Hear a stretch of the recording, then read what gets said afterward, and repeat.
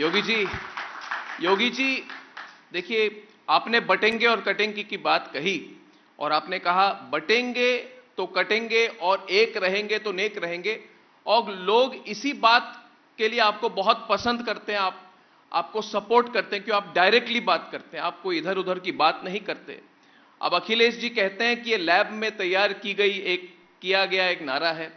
कांग्रेस कहती है कि ये देश बांटने की चाल है, और आपके जो विरोधी हैं महाकुंभ पे या तो चुप हैं, कुछ कह नहीं रहे, खुलकर समर्थन नहीं कर रहे, या तो फिर वक्फ के साथ खड़े हैं, जो कह रहे हैं कि कुंभ उनकी जमीन पे हो रही है।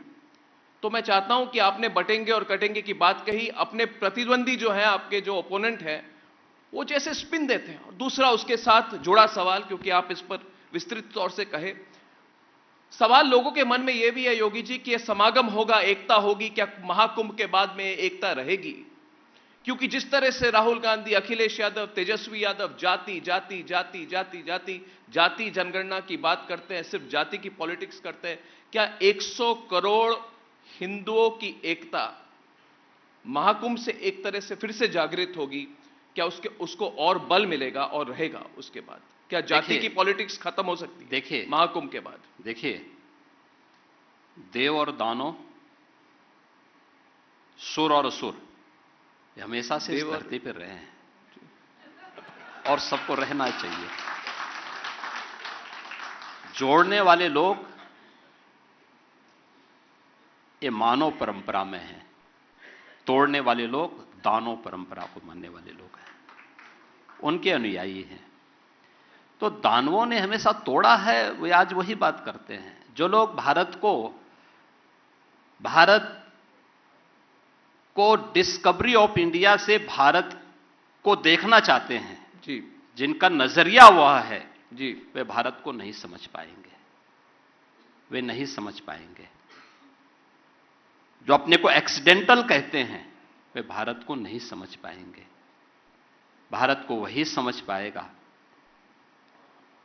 जो भारत की इस आध्यात्मिक परंपरा को, जो राम की परंपरा है, कृष्ण की परंपरा है, भगवान शिव की परंपरा है, शक्ति की परंपरा है, इस परंपरा के प्रति श्रद्धान्वित हो जी, वही भारत को जान पाएगा। एक और मुझे लगता है कि उसकी चिंता नहीं करनी है। देश की जनता जागरूक हो चुकी है, एक्सपोज हो चुके हैं लोग, इनको इससे ज्यादा नंगा करने की आवश्यकता नहीं है। क्योंकि हमें तो कभी कभी डर लगता है कि कहीं इससे ज्यादा इनको और एक्सपोज करें तो कहां ये मुंह दिखाने लायक बचेंगे, कहीं नहीं बचेंगे। एक दूसरी स्थिति है, जहां तक आपने वक्फ की बात की है जी, मैं तो कभी कभी आश्चर्य होता है, ये वक्फ बोर्ड है या कोई माफियाओं का बोर्ड है, भू माफियाओं का बोर्ड बन गया है। अरे याद रखना, एक एक इंच लैंड लेंगे, एक और हमने उत्तर प्रदेश वक्फ अधिनियम में संशोधन किया है।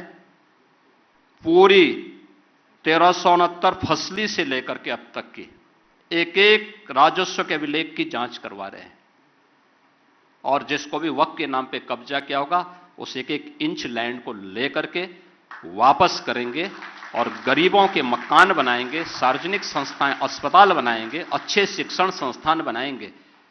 और कुंभ में दावेदारी करने वाले लोग जी, अपनी गनीमत देखो, अपनी खाल बचा लें तो गनीमत होगी उनके लिए। वो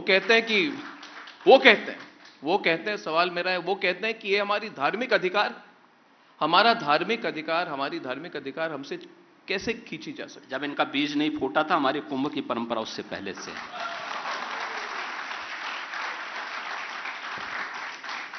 तो योगी जी, इस बार सनातन बोर्ड की बात भी आई है। कई लोग कहते हैं कि अगर वक्फ बोर्ड है तो सनातन बोर्ड भी होनी चाहिए, इस पर भी बहस होनी चाहिए, इस पर भी काम होना चाहिए। सवाल मेरा आपसे यह है, इस पर आपकी क्या राय है? देखिए, और इस पर महाकुंभ में चर्चा भी होगी। देखिए जी, मैंने कहा ना, हमारा सनातन धर्म कि ऊंचाई आकाश से भी ऊंचा है, इसकी गहराई समुद्र से भी नीचे तक है।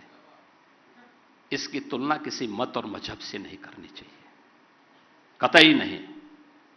मैंने कहा ना, वक्फ के नाम पर भूमाफिया के रूप में काम करने वाले उन लोगों से हम अपनी तुलना न करें। हमारा सनातन धर्म बहुत बड़ा है जी, बहुत बड़ा है।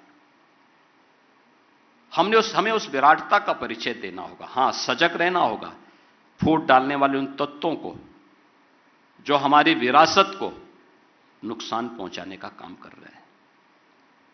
और जहां तक आपने समाजवादी पार्टी के बउआ की बात की है, मैं बताना चाहूंगा, ये लोहिया जी के नाम पे राजनीति करते हैं। कभी डॉक्टर लोहिया को पढ़े तो उन्होंने कहा था कि अगर भारत को समझना हो तो दो बातों को याद रखना।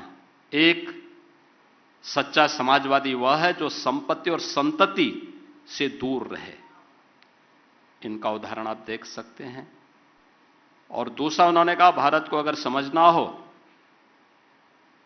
तो राम, कृष्ण और शंकर, इन तीनों को पढ़ो, तीनों का अनुसरण करो। भगवान राम उत्तर से दक्षिण, भगवान श्री कृष्ण पूरब से पश्चिम को जोड़ने वाले, और 12 ज्योतिर्लिंग के माध्यम से संपूर्ण भारत को जोड़ने वाले ये तीन आराध्य देव जिस परंपरा में हो उसको कोई बाल बांका नहीं कर सकता। ये डॉक्टर लोहिया की बात है। तो कम से कम लोहिया को पढ़ें। तो अगर लोहिया को पढ़ेंगे तो मुस्लिम परस्ती से बच पाएंगे और आने वाली पीढ़ी को अच्छा कुछ बता पाएंगे। जिन्होंने केवल एक ही बात सोची है, एक ही बात जानी है, उन लोगों से क्या उम्मीद कर सकते। मगर जो हिंदू नेता है जो अब तक रामलला के दर्शन नहीं कर गए, अभी तक देखिए हमारे नेता है जो रामलला के दर्शन करने नहीं गए, ये क्यों नहीं गए? और क्या वो लोग अब कुंभ की सिग्निफिकेंस को समझ पाएंगे? देखिए, हमारे यहां बाध्यकारी नहीं है, यही तो हमारी महानता है। हम बाध्य नहीं करते कि आप दर्शन करें ना करें, आपकी मर्जी है।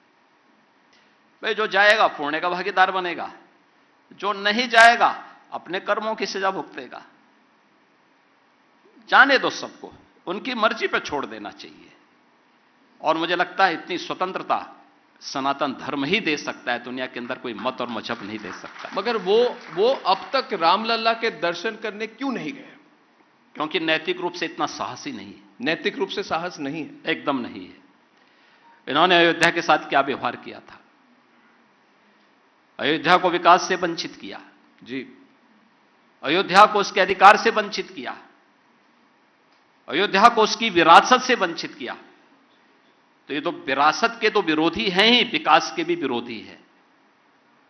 जिन्होंने अयोध्या के वासियों के साथ सौतेला व्यवहार किया है, उनको नैतिक रूप से अयोध्या जाने का कोई अधिकार नहीं।